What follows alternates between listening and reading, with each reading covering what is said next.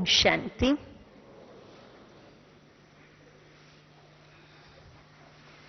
चार फरवरी के ये मध्यकालीन सत्र के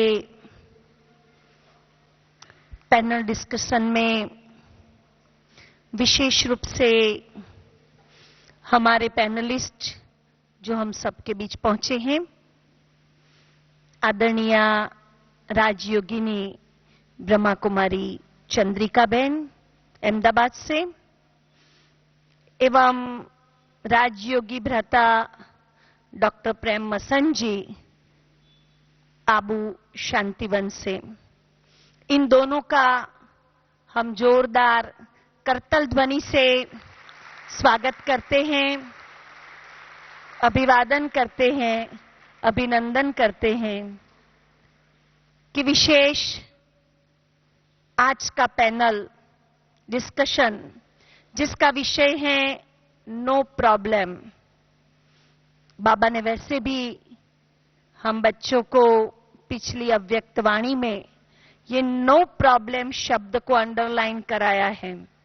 तो आज के इस पैनल में हम सब नो प्रॉब्लम को अलग अलग एंगल से समझेंगे और अलग अलग रूप से ज्ञान का नो प्रॉब्लम के साथ का एप्लीकेशन समझने की कोशिश करेंगे।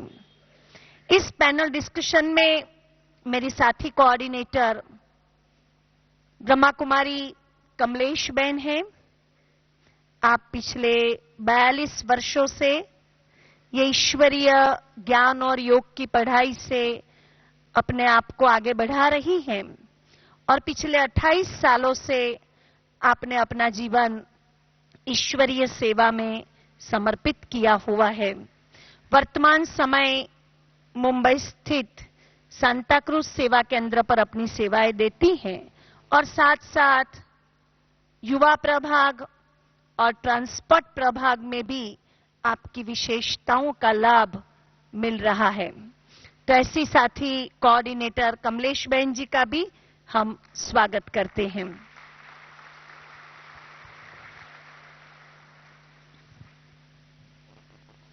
ओम शांति। पैनल का विषय बहुत इंटरेस्टिंग और हमारे जो पैनलिस्ट हैं वो भी बहुत अनुभवी हैं। लौकिक अलौकिक क्षेत्र में माहिर हमारे डॉक्टर प्रेम मसन भाई और साथ ही हमारी चंद्रिका बहन जो हमेशा ही युवाओं को प्रेरणा देने में अग्रणीय हैं। आदरणीय ब्रह्मा कुमारी चंद्रिका बहन जो हमारे इस संस्था के अंदर प्रभाग के द्वारा सेवाओं का कार्य चल रहा है, उसमें आप सर्वप्रथम रचित युवा प्रभाग उसकी राष्ट्र संयोजिका हैं। बहुत छोटेपन में ही आपने इस ज्ञान को प्राप्त किया और तत्पश्चात साकार बाबा की पालना लेते हुए, उनकी प्रेरणा लेते हुए आपने अपना जीवन समर्पित किया। वर्तमान समय अहमदाबाद में महादेव नगर सब जोन, जिसके अंदर कई सेवा केंद्र और कई उपसेवा केंद्र गीता पाठशालाएं चलती हैं, उनकी आप मुख्य संचालिका हैं।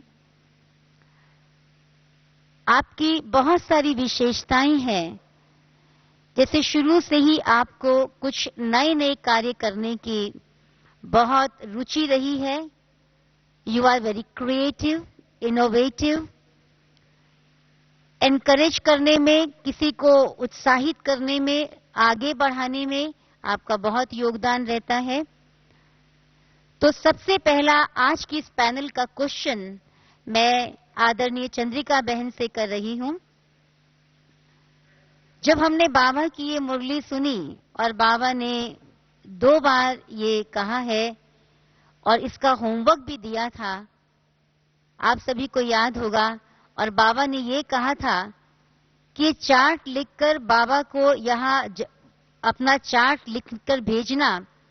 अगर कोई प्रॉब्लम आई तो नो और प्रॉब्लम के बीच में लाइन लगा देना, अदरवाइज जो हमने किया उसको ओके करके लिख देना। ये बाबा ने खास कहा था।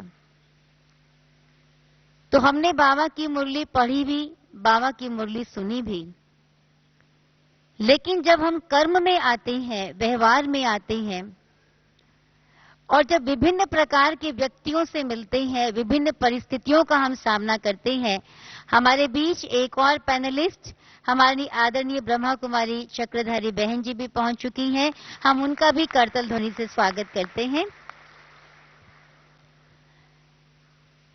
तो बात चल रही थी कि जब हमने बाबा की मुरली सुनी, हमने पढ़ी भी, लेकिन जब हम कार्यान्वित होते हैं और जब विभिन्न क्षेत्रों में जाते हैं, विभिन्न प्रकार के, विभिन्न संस्कारों के व्यक्तियों से हमारा जब व्यवहार, संबंध, संपर्क होता है, तो नो प्रॉब्लम किस तरह से उपयोग में लाया जाए। तो पहला प्रश्न हमारा ये है कि नो प्रॉब्लम क्या है, उससे आप क्या समझते हैं, उसको हम कब और कैसे प्रयोग करें। आदरणीय चंद्रिका बहन।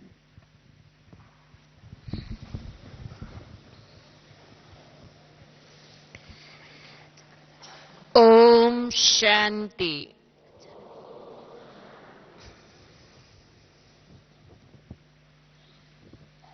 प्रश्न सुनते ही मन में एक प्रश्न उठा है कि ये तो ऐसी सभा बैठी हुई है जो सारी सभा ही नो प्रॉब्लम वाली है।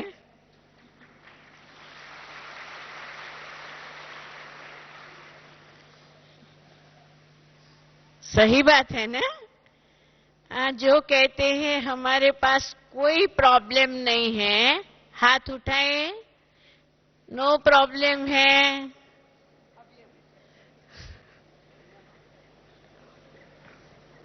अच्छा, अब दूसरा एक सवाल ये है, आप तो बिल्कुल कोई प्रॉब्लम में नहीं हो, लेकिन जो ऐसे समझते हैं कि हम औरों के प्रॉब्लम को सॉल्व भी कर सकते हैं, वो हाथ उठाए। तो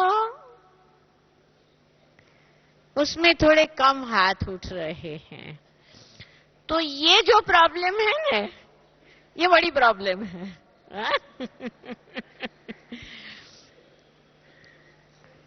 प्यारे बाबा के जब से हम बच्चे बने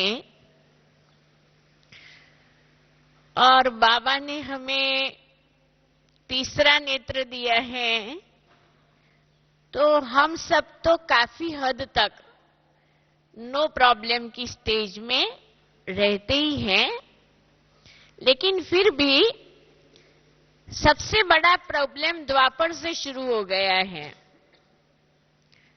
और वो बड़े से बड़ा प्रॉब्लम ये है कि सारे विश्व में रावण राज्य छाया हुआ है, सारा संसार प्रॉब्लम से ही भरा हुआ है।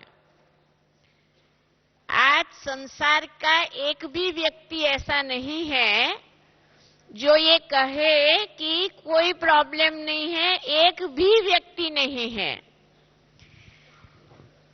तो जहां देखो वहां प्रॉब्लम ही प्रॉब्लम है।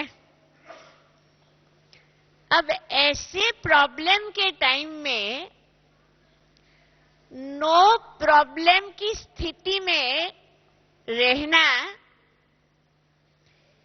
ये कहां तक संभव है और कैसे संभव है। जब तक बाबा नहीं मिलता, जब तक ज्ञान नहीं मिला, इस रावण राज्य को और माया के रूपों को पहचाना नहीं, तो तब तक सारी प्रॉब्लम ही प्रॉब्लम है। क्योंकि हर एक ये चाहता है कि हम जीवन में इतना सहजता से रहें कि हमें कहां ठोकर न लगे, हमें कोई क्वेश्चन ना करे, हमें कोई अपमानित ना करे, हमारी कोई ईर्ष्या ना करे, हमारे को सारे ही सैल्वेशन मिले। है ना, ये छोटी छोटी इतनी सारी हमारी एक्सपेक्टेशन है। और जहां एक्सपेक्टेशन है वहां प्रॉब्लम्स हैं। और एक्सपेक्टेशन हमेशा बिना समझ के इंसान करता है। अपने लिए जो हम अपेक्षाएं करते हैं, अपने से या दूसरों से या परिस्थितियों से या प्रसंगों से, वो एक्सपेक्टेशन में हमारा कोई कैलकुलेशन, गिनती नहीं होती है। और वो एक्सपेक्टेशन पूरा न होने के कारण सारे प्रॉब्लम खड़े हो जाते हैं। अगर मेरे हिसाब से मैं नो प्रॉब्लम तब समझती हूं कि अगर मैं अपेक्षा रहित बन जाऊं, मेरी किसी के प्रति कोई एक्सपेक्टेशन नहीं रहेगी, तो कोई प्रॉब्लम नहीं रहेगा। दूसरी बात, जितने भी प्रॉब्लम खड़े होते हैं, वो प्रॉब्लम का रूट कॉज ये होता है कि हम अपने व्यवहार से औरों को ब्लेम करते हैं, चाहे वाणी से, चाहे दृष्टि से। ये ठीक नहीं है, ये बराबर नहीं है, इसको ऐसा नहीं करना चाहिए, उसको वैसा नहीं करना चाहिए, उसको ऐसा ही करना चाहिए। हाँ? तो ये जो ब्लेम करने का तरीका है, उससे सारे प्रॉब्लम खड़े हो जाते हैं। तीसरा, क्यों, क्या, कैसे, कब तक, कहां तक, ये जो क्वेश्चन मार्क है, ये क्वेश्चन मार्क से प्रॉब्लम हो जाते हैं।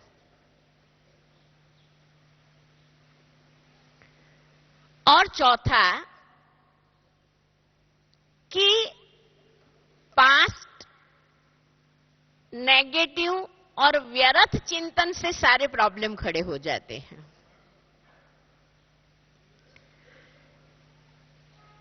नो प्रॉब्लम की स्थिति में अगर रहना है, तो मेरी यही भावना है कि मैं सर्व की सहयोगी बन के रहूं। भले मुझे कोई सहयोग करे ना करे, दूसरा मैं सर्व को अप्रिशिएट करती रहूं अपनी शुभ भावना से।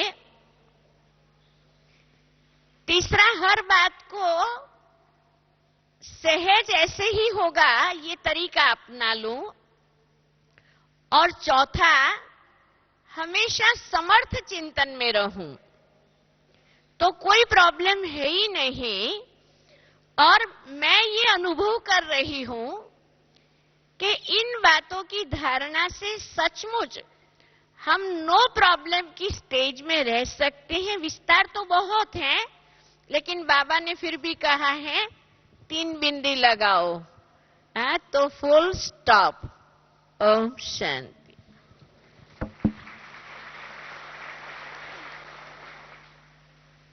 आपने जो ये बात बताई, तो हम इससे ये समझें कि हम नो प्रॉब्लम की स्थिति को मेंटेन करें, जैसे समर्थ चिंतन करके या 3 बिंदी लगा के। और शायद आप ये कहना चाहती हैं, जैसे बाबा ने मुरली में कहा कि नो प्रॉब्लम, जैसे क्योंकि बाबा ही मुरली में कहते हैं कि बच्चे माया आएगी, बहुत सारे चैलेंजेस आएंगे आपके सामने, और जब माया आएगी तो आपको उसको सामना करना पड़ेगा। और बाबा कहते हैं बातें आएंगी, और बाबा भी कहते हैं जितना आगे बढ़ेंगे बातें आएंगी, लेकिन फिर भी नो प्रॉब्लम की स्थिति में रहना है। तो शायद आपका इससे ये कहने का भाव है कि हम समाधान स्वरूप बने, और समाधान स्वरूप बनकर अपने मन में एक ये भावना हो, व्हाट मे कम, लेकिन मैं रेडी हूं, मैं तैयार हूं, कोई भी चैलेंज मेरे सामने आए, नो प्रॉब्लम। क्या मैं समझती हूं कि आप ये कहना चाहते हैं? हाँ जी। तो उसके साथ साथ यदि और भी कोई आप में से पैनलिस्ट इस बात को स्पष्ट करना चाहेंगे तो हम जानना चाहेंगे कि आप कुछ इसके बारे में कुछ एडिशन करना चाहते हैं कि नो प्रॉब्लम से बाबा का क्या भाव है।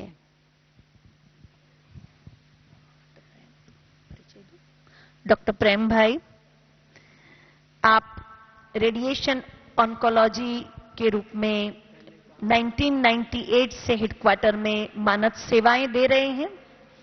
1979 में आपने अपना लौकिक एमडी का अभ्यास पूरा किया और विशेष एज ए डॉक्टर अमेरिका और गयाना में भी आपने अपनी सेवाएं दी है। 6000 से भी ज्यादा लेक्चर्स आपने दिए हैं और आपके व्यक्तित्व का एक दूसरा भाग है नो प्रॉब्लम। इतनी सरलता, इतनी सहजता, इतनी रमणीकता, वो आपके व्यक्तित्व का एक बहुत बड़ा पहलू है। तो डॉक्टर प्रेम भाई यही प्रश्न को हम सबके आगे दूसरे रूप से स्पष्ट करेंगे। ओम शांति। ऐसे आदरणीय चंद्रिका बहन ने काफी अच्छा समझाया, क्योंकि हर प्रॉब्लम के दो पहलू होते हैं, एक आंतरिक पहलू और एक बाहरी पहलू, एक्सटर्नल एंड इंटरनल। आज की दुनिया में अगर देखें, जो सिचुएशंस बहुत जल्दी चेंज हो रही हैं और इन सब को देखते हुए अभी कई लोग क्वेश्चन पूछ रहे हैं कि इन सब बाहरी दबावों से, एक्सटर्नल प्रेशर से हम कैसे पॉजिटिव रहें, नो प्रॉब्लम में रहें। बाहर वाले पूछ रहे हैं, बम ब्लास्ट हुआ, इकोनॉमिक रिसेशन हुआ, लोगों के जॉब गए, फैमिलीज के ऊपर प्रेशर आया, लोगों ने लूज किया, तो कैसे रहें। तो मेरे थिंकिंग से एज ए डॉक्टर जो मैं देखता रहता हूं, हर चीज तीन तरह से आती है हमारे सामने। एक नो डायरेक्ट कंट्रोल, एक नो कंट्रोल, एक इन बिटवीन। यानी कोई भी समस्या तीन तरीके से आती है। नो प्रॉब्लम का अर्थ डेफिनेशन के अनुसार जाए, साइकोलॉजिकल डेफिनेशन के अनुसार और बिहेवियर डेफिनेशन के अनुसार जाए, कोई भी जिंदगी में हम रहें, जिंदगी में रहते हुए प्रॉब्लम्स को समझकर उनको मैनेज करना ही नो प्रॉब्लम है। डिमांड्स आए पर मुझे क्या सप्लाई करना है वो मेरे हाथ में है। तो सप्लाई और स्टॉक को समझकर डिमांड को डील करना ही नो प्रॉब्लम है। जीरो प्रॉब्लम हो जाए वो शायद हमारी आगे वाली स्टेज होगी। ओम शांति।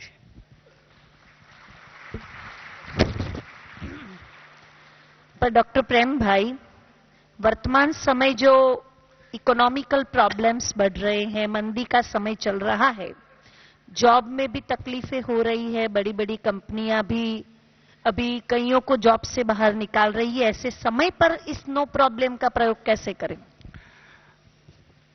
जैसे बहन जी ने पहले बताया कि पहला हथियार हमारे पास जो हमें मिलता है, स्पिरिचुअलिटी का अर्थ ही है पहला हथियार कि मैं अपने को समझना शुरू कर देता हूं।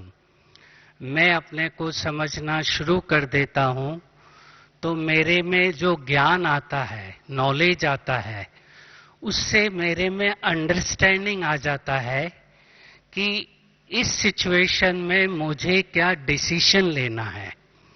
क्योंकि अल्टीमेटली हमें निर्णय शक्ति लेना है और निर्णय शक्ति हमारे ज्ञान के ऊपर और हमारे सोच के ऊपर डिपेंड करती है। अगर मेरा सोच अच्छा है तो मैं उस सिचुएशन में भी कुछ और करूंगा। प्रॉब्लम आ गया, मेरा जॉब निकल गया है, मेरे को कंपनी से निकाल दिया गया है, तो मेरे पास सॉल्यूशन दो ही हैं। या तो मैं नेगेटिव डायरेक्शन में चले जाऊं, डिप्रेशन में चले जाऊं, या सुसाइडल टेंडेंसीज जो बढ़ती जा रही हैं वो करें। दूसरा सॉल्यूशन जो मेरे पास है कि इस नेगेटिव सिचुएशन में भी मेरे पास क्या है, मेरे रिसोर्सेस क्या हैं, मेरी शक्ति क्या है, मेरी क्रिएटिविटी क्या है और मैं इसमें क्या नया कर सकता हूं। जो आदमी ये सीख लेता है कि हर दिन कुछ वो नया लाता है मार्केट में, तो वो मार्केट में सरवाइव कर जाता है। तो मेरे को जो लगता है इस इकोनॉमिक रिसेशन में, पहली चीज है कि हम घबराएं नहीं, डरे नहीं और अपने मन को, माइंड को, बुद्धि को फुल रूप से अलर्ट रखें। अवेयर होकर हम काम करेंगे तो शायद सॉल्यूशन उनमें से निकल आ जाएगा। चाइनीज लैंग्वेज में क्राइसिस को दो शब्दों में लिया जाता है। एक क्राइसिस का अर्थ है डेंजर और दूसरा क्राइसिस का अर्थ है अपॉर्चुनिटी। उस डेंजर को मैं कैसे अपॉर्चुनिटी में कन्वर्ट कर दूं, ये मेरे हाथ में है। तो सबसे बड़ा हथियार मेरे पास ये है कि मेरी अपनी समझ, निर्णय शक्ति और क्रिएटिविटी मेरे हाथ में है। इस रिसेशन में मैं क्रॉस कर जाऊंगा। बहुत बहुत धन्यवाद। बहुत अच्छा। ये तो हुई एक लौकिक क्षेत्र की बात, क्योंकि आज समाज में, आज संसार में चारों ओर चल रहा है। अब आता है अलौकिक क्षेत्र की बात और ये सवाल हमारे थर्ड पैनलिस्ट है, आदरणीय ब्रह्मा कुमारी चक्रधारी बहन, हम उनसे पूछना चाहेंगे। आप सभी जानते हैं, फिर भी मैं उनका आपको बहुत संक्षिप्त परिचय पहले देना चाहूंगी। आप शक्तिनगर सेवा केंद्र और उनसे जुड़े हुए 16 सेवा केंद्र तथा रशिया, जहां पर 35 सेवा केंद्र चल रहे हैं, उनकी आप मुख्य संचालिका हैं। बहुत बचपन में ही आपने ज्ञान लिया, साकार बाबा की पालना ली, अनेक कन्याओं के जीवन को बनाकर उनको समर्पित किया और अभी भी बहुतों के जीवन को प्रेरणा देकर उनको इस पथ पर अग्रसर करती रहती हैं। आप जो हमारा महिला विंग है, उसकी आप नेशनल कोऑर्डिनेटर हैं। आपने इनके बहुत सारे लेख ज्ञानामृत में, स्पेशली जो पहले ज्ञानामृत थी, उनमें आपने उनके लेख भी पढ़े होंगे। तो इस तरह से आप एक बहुत अच्छी वक्ता हैं। न केवल एक अच्छी वक्ता हैं, बहुत अनुभवी हैं। तो आपसे एक सवाल है कि जब हम बाबा के बच्चे बन जाते हैं और बाबा का बनने के बाद, क्योंकि हम जानते हैं कि अभी जो है सेवाएं और हमारे इस विश्वविद्यालय का बहुत विस्तार हो रहा है। बाबा का ज्ञान हम सुनते हैं, ज्ञान अच्छा लगता है, क्लास में भी जाते हैं, अमृत वेले भी हम उठते हैं और जिस सेंटर पर हम जाते हैं या जहां से हमें ज्ञान प्राप्त हुआ है, जो वहां की जो भी इंचार्ज निमित्त बहनें हैं, जो पालना उनसे मिलती है, उस पालना को भी हम अपने जीवन में अप्लाई करते हैं। लेकिन वो सब करने के बावजूद भी ऐसा लगता है कि हमारे जीवन के अंदर जो एक उन्नति होनी चाहिए, वो उन्नति नहीं दिखाई दे रही है, या मुझे जो पुरुषार्थी जीवन के अंदर जो मेरे अनुभव होने चाहिए, वो मुझे अनुभव नहीं होते हैं। मुरली मैं रोज पढ़ती हूँ या पढ़ता हूँ, अमृत वेले रोज उठती हूँ, ऐसा भी नहीं है नींद करती हूँ, खुली आंख से अमृत वेले बैठते, लेकिन फिर भी वो अनुभव नहीं होते। अब ऐसी सिचुएशन में जो बाबा ने कहा कि बच्चे नो प्रॉब्लम, क्योंकि मेरे लिए ये प्रॉब्लम है, मुझे अनुभव नहीं हो रहा, मेरे जीवन में उन्नति नहीं हो रही, तो इस सिचुएशन के अंदर नो प्रॉब्लम वाली बात को किस तरह से अप्लाई किया जाए। ओम शांति। आपने सुंदर प्रश्न मुझे दिया है।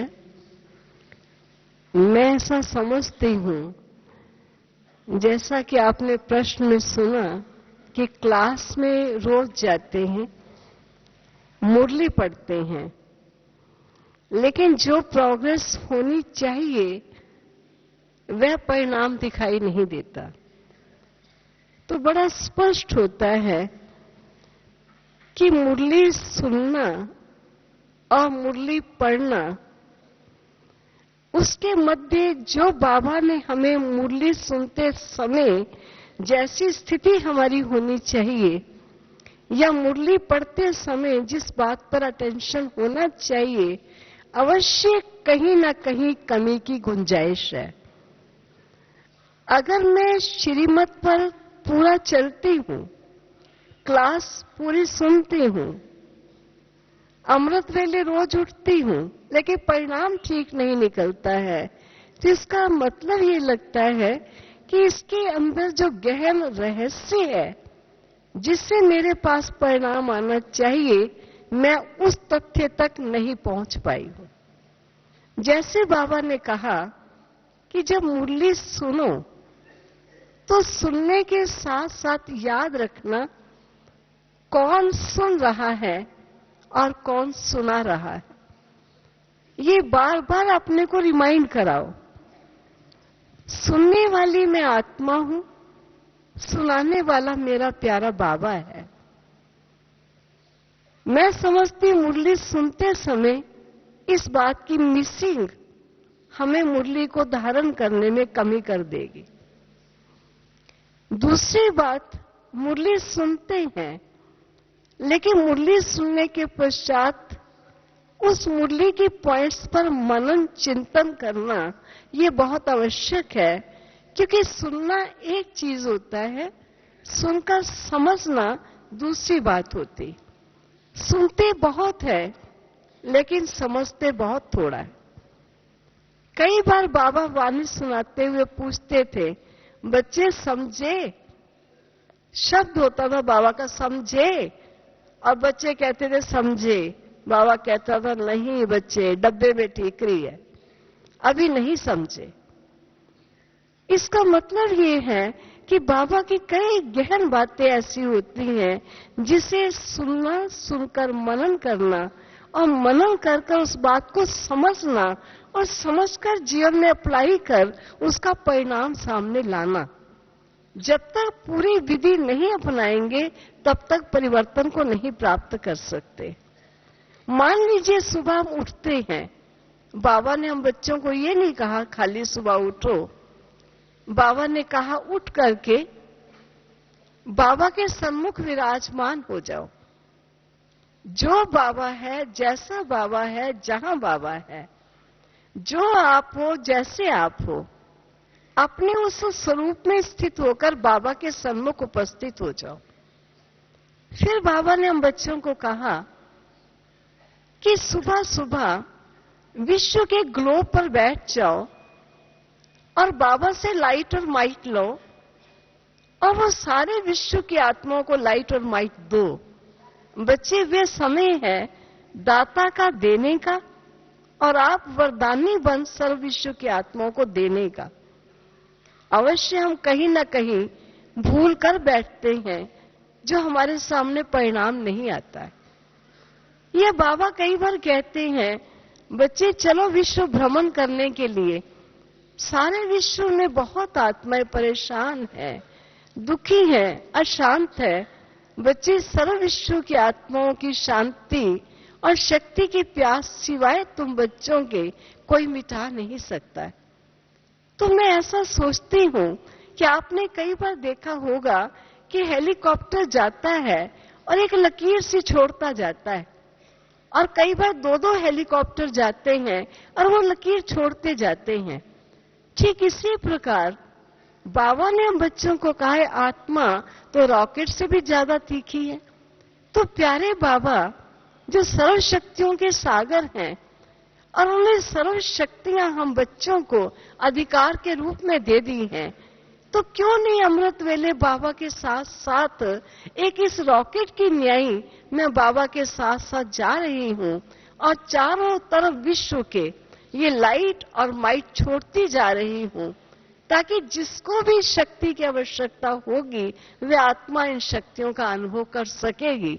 मुझे ऐसा लगता है एक एक बात अगर व्यक्तिगत कोई हमसे पूछे तो मैं इसके रिस्पॉन्स दे सकती हूं कि हम वाणी सुने असर ना हो, श्रीमत सुने जीवन में परिवर्तन ना हो, योग लगाएं जो परिवर्तन हम चाहते हैं वो हमारे हाथ में ना आए, ऐसा हो नहीं सकता है।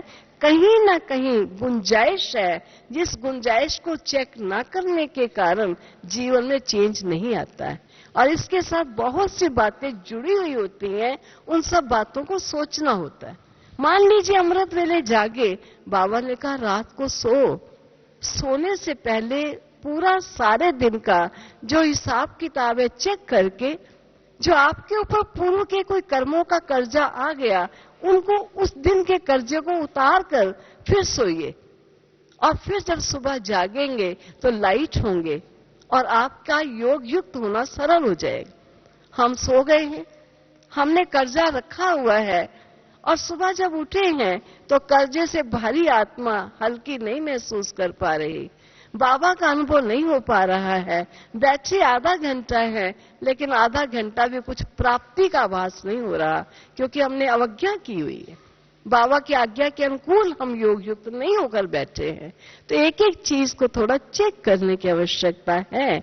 ज्ञान एक ऐसा सत्य है और ये यूनिवर्सल सत्य है, बाबा की कोई एक बात भी कमजोर नहीं, कहीं ना कहीं अपनी कमजोरी है जो हमको कमजोर कर देती है। ओम शांति। बहुत बहुत धन्यवाद। इसमें एक और बात पर हम आपसे प्रकाश डलवाना चाहेंगे। जैसे आपने बताया कि कहीं ना कहीं हमारी कमजोरी होती है और तभी हमारे जीवन के अंदर परिवर्तन दिखाई नहीं देता। कभी कभी ऐसा भी होता है और कहीं कहीं कईयों का ये सवाल होता है कि जब लौकिक परिवार से कुछ समस्याएं आती हैं, प्रॉब्लम्स की बातें आती हैं, तो उनको तो पार करना आसान हो जाता है, लेकिन कुछ एक ऐसी बातें जब हम अपने ब्राह्मण परिवार के बीच में देखते हैं और तब वो हमारी अवस्था जैसी बननी चाहिए वैसी नहीं बन पाती है। तो प्रश्न ये है कि जब ब्राह्मण परिवार में, अलौकिक परिवार में ऐसी बातें हम देखते हैं तो उस समय किस तरह से बाबा के इस महावाक्य को हम प्रैक्टिकल लाइफ में ला सकते हैं? मैं समझती ये तो सब सरल सी बातें हैं, क्योंकि बाबा ने हम बच्चों को कहा है कि जो भी मेरे बच्चे इस ईश्वरीय विश्वविद्यालय के विद्यार्थी बनते हैं और ब्राह्मण बच्चे बनते हैं, वे संपन्न बनकर नहीं आए हैं, वे संपन्न बनने के लिए आए हैं। सर्वप्रथम हमारे सामने इस बात की स्पष्टता चाहिए। दूसरी बात, मामा हमारी हमेशा कहा करते थे कि अगर किसी ब्राह्मण बच्चे में किसी प्रकार की कमी देखो, उस समय उसे ब्राह्मण न देखो, उस समय उसका वो शूद्र बनने का स्वरूप होगा। आपका शूद्र से संबंध नहीं है, आपका तो केवल ब्राह्मण से ही संबंध है। जब आप ये समझ जाते हो कि ये कमी ब्राह्मण में है, तब आपका मन द्वंद्व में आ जाता है कि ब्राह्मण होकर ऐसी कमी क्यों। लेकिन हमारी आदरणीय प्यारी मामा यही कहा करती थी कि उस समय जब वो कमी या कमजोरी की कोई भी आत्मा शिकार होती है, उस क्षण उसे ब्राह्मण न समझ शूद्र ही समझेंगे तो आपका उससे बचाव हो जाएगा और उसकी कमी और कमजोरी से खिन्नता आपके मन में नहीं आने पाएगी। उसी संदर्भ में आगे दीदी एक क्वेश्चन है, लौकिक अलौकिक क्षेत्र में कार्य करते समय ईर्ष्यावश कोई कार्य करे या बाधाएं डाले, तब हम कैसे नो प्रॉब्लम करें? डॉक्टर प्रेम भाई।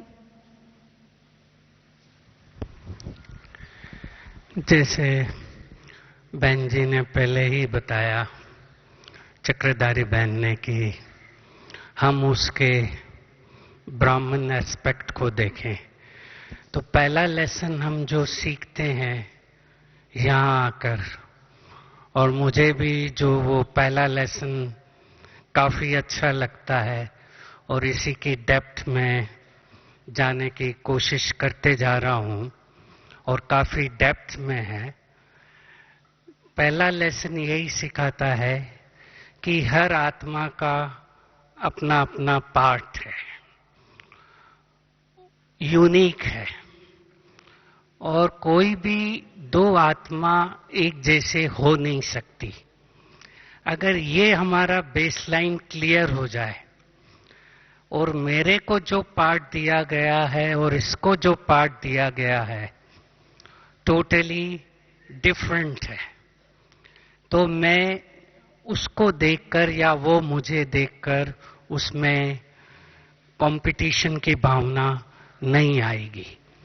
दूसरा, हरेक में अपनी अपनी स्पेशलिटी है, रोल स्पेशलिटी है, यूनिक स्पेशलिटी है, और वो स्पेशलिटी हरेक की अलग अलग है।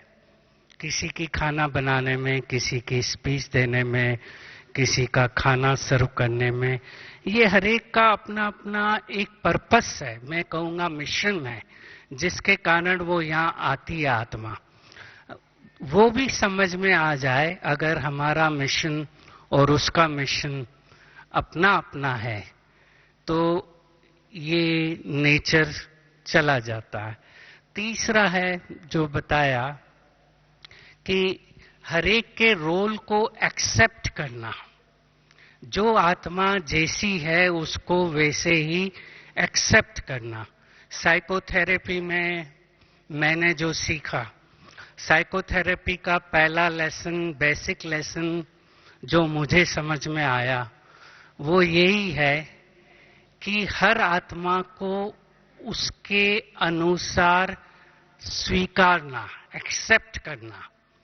तो ये अगर हमारे में आ जाता है तो वो जो प्रॉब्लम है कंपटीशन का खत्म हो जाता है कि मैं भी ठीक हूं, ये भी ठीक है, और पूरा जो ड्रामा चल रहा है वो भी ठीक है।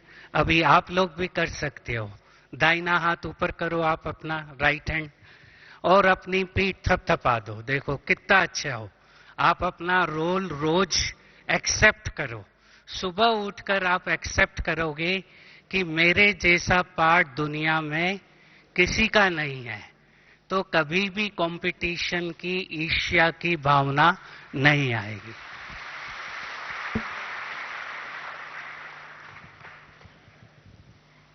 बहुत बहुत धन्यवाद। एक और बात इसी संदर्भ में ख्याल में आती है, क्योंकि बाबा के सभी प्रकार के, सभी आयु के बच्चे हैं।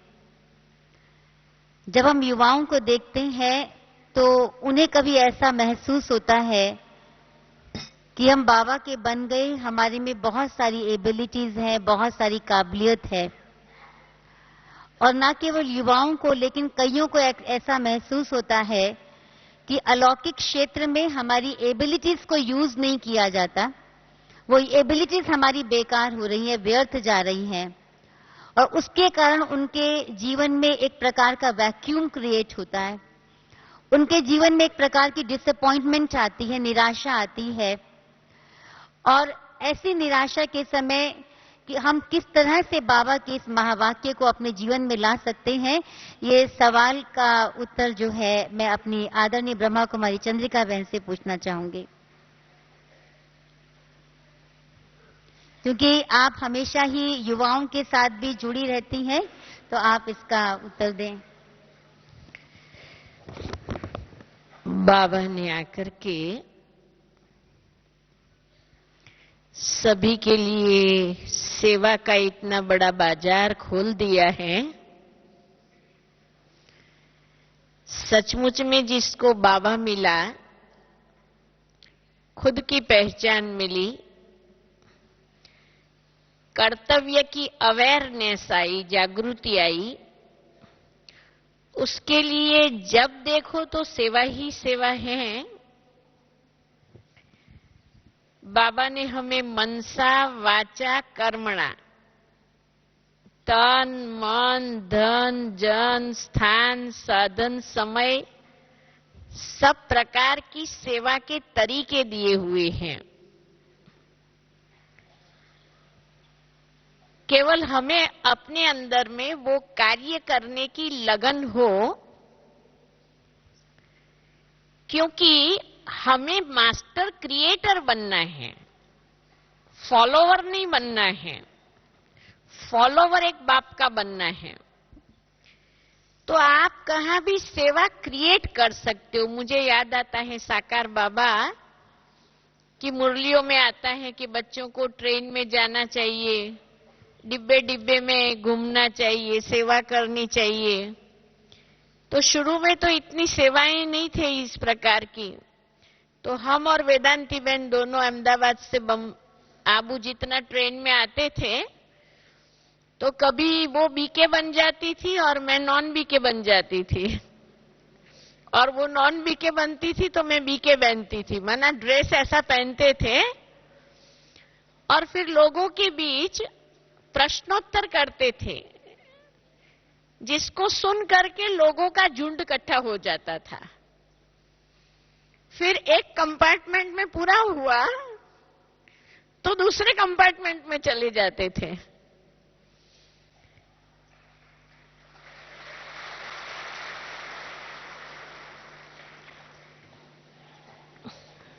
हमें कोई सेवा के लिए कहते नहीं थे, लेकिन हम कॉलेज में पढ़ते थे तो पैम्पलेट लेकर के जाकर के गार्डन में, टेम्पल में डिस्ट्रीब्यूट करते थे और हमें भाषण का इनविटेशन मिल जाता था। तो जिनको बाबा का काम करना ही है, उसके लिए बहुत सेवा है, बहुत एरिया है। कोई कहे और मैं करूं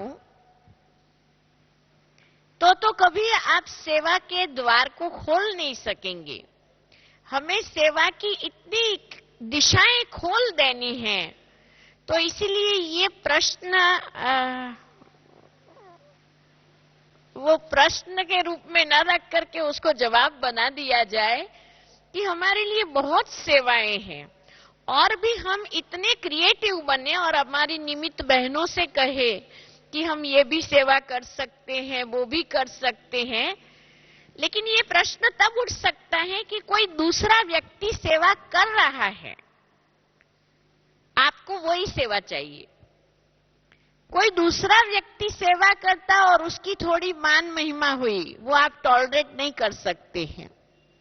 और सेंटर में एक प्रकार की सेवा के लिए एक व्यक्ति हो सकते, चार नहीं हो सकते हैं। अगर हर एक सोचे मैं टैप बजाऊं तो शक्य नहीं है। हर एक ही सोचे कि बहन हर जगह मेरे को साथ ले जाए तो संभव नहीं है। जो गाड़ी चलाता है वो गाड़ी ही चलाएगा, जो भाषण करता है। तो मैं अपने अंदर वो स्किल्स इतनी ले आऊं कि मैं सेवा के योग्य बन जाऊं, और योग्य बनने वाले को सेवा अपने आप ढूंढ करके आती है। इसीलिए जरा भी मुरझाने की जरूरत। और अभी तो संस्था में 18 विंग्स बन गई है। आप किसी विंग में मेंबर बन जाओ, आप किसी सेवा में लग जाओ, इतनी सारी सेवाएं हैं। इसलिए ऐसा सोचने को कोई स्थान भी नहीं है। इसी संबंध में चक्रधारी बहन कुछ कहना चाहते हैं, कहिए बहन जी।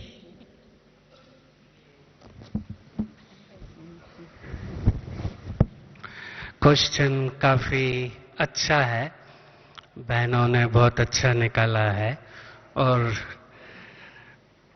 मैं इसको कनेक्ट करता हूं फिर से इस माइंड की साइकोलॉजी से। मास्लो करके एक साइकोथेरेपिस्ट था, उसने भी कहा था कि ह्यूमन नेचर में अनईज, अनहैप्पीनेस, अनरेस्ट क्यों आता है। अनरेस्ट, अनहैप्पीनेस, अनईज क्यों आता है। तो उसका भी आंसर यही था कि जब ह्यूमन पोटेंशियल्स को हम 100% यूज नहीं कर पाते हैं तो तब ये प्रॉब्लम आता है। तो पहला आंसर तो हो गया कि जो लीडर है उस समय वहां, उसका पहला काम है कि वो पोटेंशियल्स का यूज करे। अब दूसरा आंसर जो जैसे आदरणीय बहन जी ने बताया कि अभी लेटेस्ट सेवा में बाबा ने बहुत अच्छे डोर्स खोल दिए हैं। वो क्या कह रहे हैं, बाबा क्या कह रहे हैं, साकाश देने की सेवा देते रहो, उसके लिए कोई ब्लॉकेज नहीं है। जहां बैठो, जहां जैसे बैठो, ट्रेन में जा रहे हो, बेहद की सेवा में वाइब्रेशन देते रहो। इसके लिए तो आपको कोई रोकेगा नहीं, ये करते रहो और जितना आप करेंगे उतने आपके पोटेंशियल्स बढ़ते जाएंगे। तो 21st सेंचुरी में लेटेस्ट सेवा यही है कि आप अपने वाइब्रेशन देते रहो।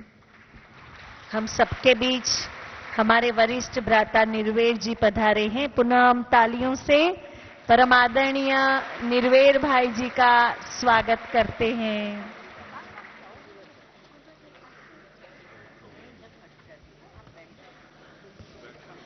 प्रेम भाई, प्लीज कंटिन्यू। डॉक्टर प्रेम भाई कंटिन्यू करो। हाँ, प्रेम भाई का आंसर बाकी है। नहीं, आप कर रहे। तो मैं एंड इसी से करूंगा कि हम अपनी स्थिति को अच्छा बनाकर उस स्थिति के द्वारा सेवा करते रहें। चलन, चेहरा, वाइब्रेशन, तो वो हमारी सेवा ऑटोमेटिक नेचुरल होती जाएगी। हम चलता फिरता म्यूजियम बन जाएंगे। और दूसरा जो पॉइंट अच्छा लगा मुझे कि मैं अपनी तैयारी करके रखूं, कोई दे या न दे, अगर मेरी तैयारी है तो बाबा सही समय पर उस सेवा को खुद ही यूज कर लेगा। आदरणीय चक्रधारी दीदी जी, आप भी कुछ कहना चाहते थे? यही प्रश्न जो चल रहा है कि हमारी योग्यताओं को इस्तेमाल किया कैसे जाए। मैं इस बात पर सोच रही थी कि इस यज्ञ में जब जगदीश भ्राता जी आए उस समय वह भी लगभग 23 वर्ष की आयु में थे और 25 वर्ष में जब वो एक ट्रेनिंग कॉलेज के प्रिंसिपल थे। उसके पश्चात अगर हम देखें तो अपने आत्म प्रकाश भ्राता जी जो इस समय प्रेस को संभालते हैं, आप भी इंजीनियर थे और मेरे पास ही बैठे भ्राता निर्वैर जी, जिनको मैंने भी बहुत पहले, जब ये अभी समर्पित भी नहीं हुए होंगे तभी मैंने देखा था, आप भी इंजीनियर थे। बहुत सी विशेषताएं अपने ओम प्रकाश भ्राता जी जो इंदौर जोन को देखते हैं, आप भी बहुत पढ़े लिखे थे। ठीक महेंद्र भ्राता जी जो हापुड़ में कई प्रकार की समस्याओं का सामना करते हुए भी सेवाओं को बढ़ाते चले गए, आप भी शिक्षित वर्ग से संबंधित थे। लेकिन इन युवाओं ने इस बात को नहीं पूछा कि हम बहुत शिक्षित हैं, हमारी शिक्षा को इस्तेमाल किया जाए। इन युवाओं ने केवल एक ही बात अपने मन में ध्येय बना लिया कि सर्वशक्तिवान परमात्मा पिता इस धरा पर आए हैं, इसलिए जो भी सेवा उस सर्वशक्तिवान की सेवाओं में की जाए वही हमारे लिए सेवा है, वही हमारी योग्यता है। उन्होंने अपने कंधों पर बिस्तर उठा उठा करके ले जाना, अपने कंधे पर बर्फ की सिलियां उठा उठा के प्रोग्राम में ले आना, दरिया कंधों पर लाद करके माइक को पकड़ करके जाकर प्रोग्राम कर लेना, क्या ये एक प्रोफेसर और इंजीनियर का काम होता है? लेकिन उन्होंने ये नहीं सोचा कि मैं प्रोफेसर हूं या मैं इंजीनियर हूं या मैं इतने बड़े घर से बिलोंग करता हूं। ईश्वर की सेवा मानो ईश्वर की सेवा। जिन्होंने सेवा समझकर सेवाएं की, धीरे धीरे उनको उनकी योग्यताओं के अनुकूल भी इस्तेमाल किया गया। लेकिन उन्होंने सेवाओं के क्षेत्र में आते हुए स्वयं को ये नहीं कहा कि हमारी सेवाओं को इस्तेमाल किया जाए। बाबा कहता है योग्यता वालों के लिए स्वयं भगवान भी इंतजार के लिए बैठा होता है, मेरे योग्य बच्चे आए, मैं उनका इस्तेमाल करूं। जैसे आप सब ने सुना भी, कल आत्म प्रकाश भ्राता जी ने सुनाया कि एक गोल्ड मेडलिस्ट हो और किचन में आकर भंडारा संभाल ले। और बाबा ने उनको यही कहा, मुझे 2 ही काम चाहिए, क्योंकि यज्ञ में बच्चे आते हैं, बाबा से मिलने के लिए आते हैं और ब्रह्मा भोजन खाकर खुश हो जाते हैं। इसलिए जब सब ब्रह्मा भोजन खाते हैं तो उसकी खुशी का थोड़ा शेयर तेरे खजाने में चला जाता है। आप सोचिए, वो गोल्ड मेडलिस्ट जिस समय गोल्ड मेडल लिया था, ये नहीं सोचकर लिया कि मैं किचन संभालूंगा, और किचन संभालते समय ये नहीं सोचा कि मैं गोल्ड मेडलिस्ट हूं, लेकिन मैं प्यारे बाबा की सेवा पर हूं। सेवा कभी चूज नहीं की जाती। बहुत बहुत धन्यवाद कि कैसे हम बाबा की बेहद सेवाओं में अपनी योग्यताओं को नम्रचित्त होकर के लगाएं और सेवाओं में आगे बढ़े।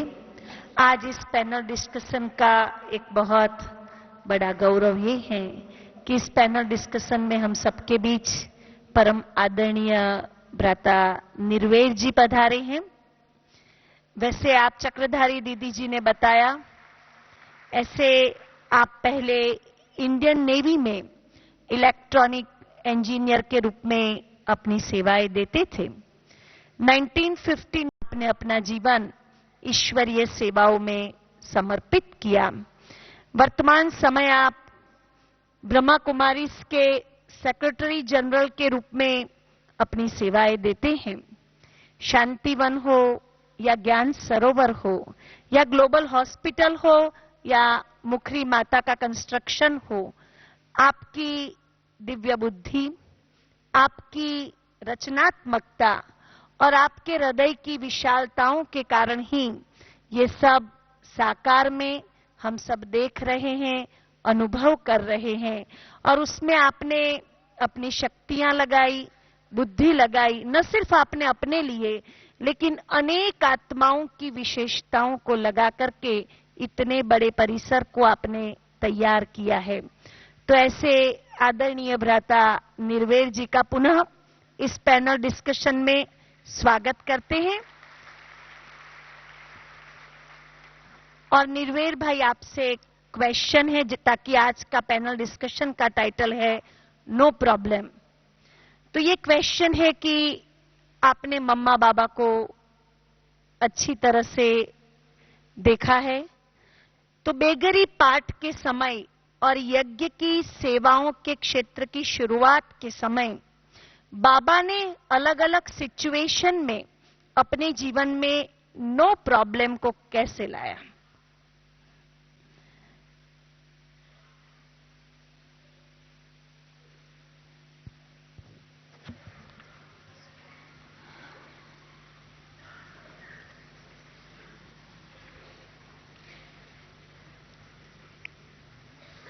उसका बहुत छोटा सा, बड़ा सिंपल सा उत्तर है। यज्ञ किसका है? किसने स्थापन किया? कौन चला रहा है? उसी एक बात में उसका उत्तर आ जाता है। जानी जाननहार, सर्वशक्तिवान, उसका यज्ञ है ब्रह्मा बाबा को